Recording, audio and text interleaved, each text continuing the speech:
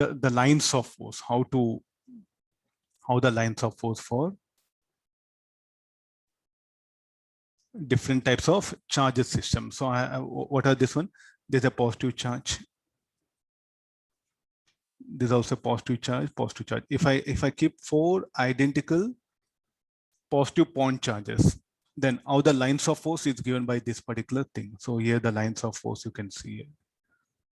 Only look at that, the one which are arrows. The other circles are equipotential. Let's not bother. Only look at the lines where the arrows are indicated like this. These are the lines of force for a 4 identical point charges. If they are kept at the corners of a square, then how the lines of force of system will be of this kind. So what is the field at this point? Resultant field must be 0, exactly at the midpoint. So the lines of force. So how many lines of force I am assuming? 8 lines of force due to each point charge. You see everywhere 8 lines of force is what we assumed it.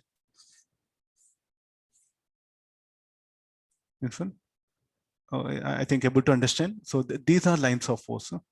Okay, the green color lines for one point charge, I'll show it. These are lines of force. Like this for individual point charges, we can put it. So if 4 point charges, if they are kept at corners of a square, identical point charges, then this will be the lines of force. Let me write that comment.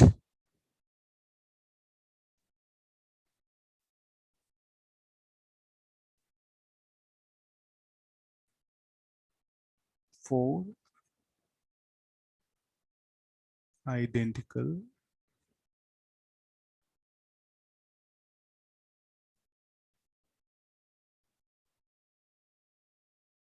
kept at corners of a square frame, then this will be the lines of force. So what is it for identical positive point charge? There's a strict condition. So what is the charge here will be positive. I think I can't show in the diagram. Let it be here.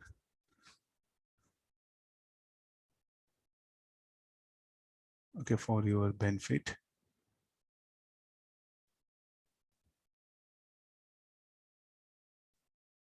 I'll give some color for them.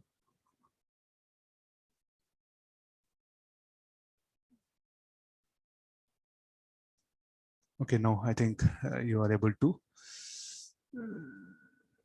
These are the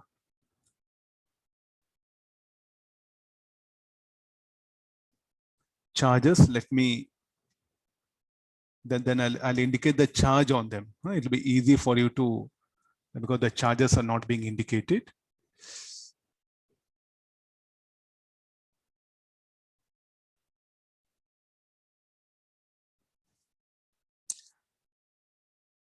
Positive charge. Okay, no, clear. Everything is visible clearly. This should be the positive charge. This should be the negative charge. And this should be the positive charge. This should be the positive charge. The lines of force are emerging from it. This should be the negative charge. This should be the positive charge. Okay, let me explain using pointer.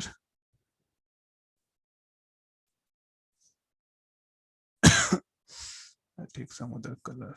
Yeah. Okay, okay. There's a 4 point charges are kept. Now here 3 point charges I kept it. Then how the lines of force? One is positive, negative, other will be positive. This will be the resultant lines of force. You want to find out the field here. What you should do? You should draw a tangent.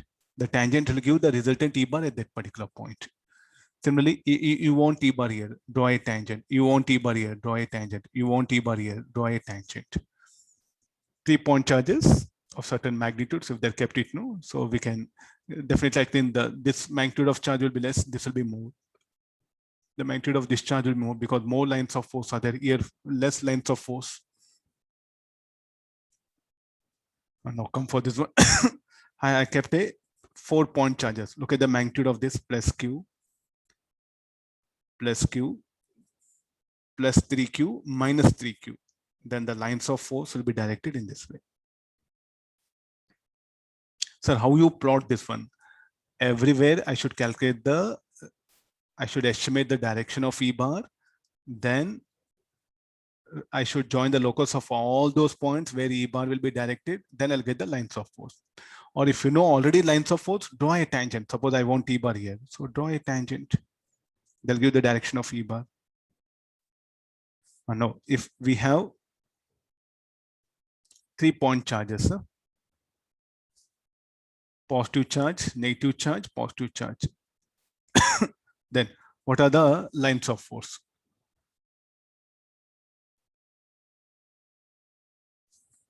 I think it's, let me show that negative point charge.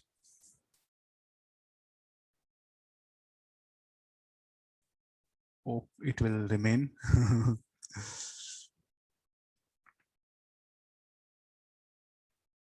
Yeah, come for this one. There's a positive point charge, negative point charge, positive point charge. The force of interaction between the point charges are given by these lines of force. Because the lines of force should originate at positive point charge, should terminate at the negative point charge.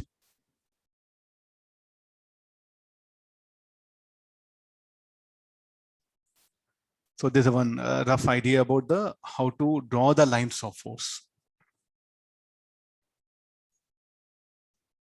Okay, this is about the basic. Today is about the introduction to the electrostatics using first we started with the basics of point charge. Then from there, how to produce what are the different methods to produce charge. Then we encountered, there we come across the friction. Charges can be produced by rubbing the bodies, then electrostatic induction, then conduction, then Coulomb's law. Then from Coulomb's law in the vector form, then after that we went for superposition principle, then electric field concept, electric field strength, then electric field in vector form, then lines of force.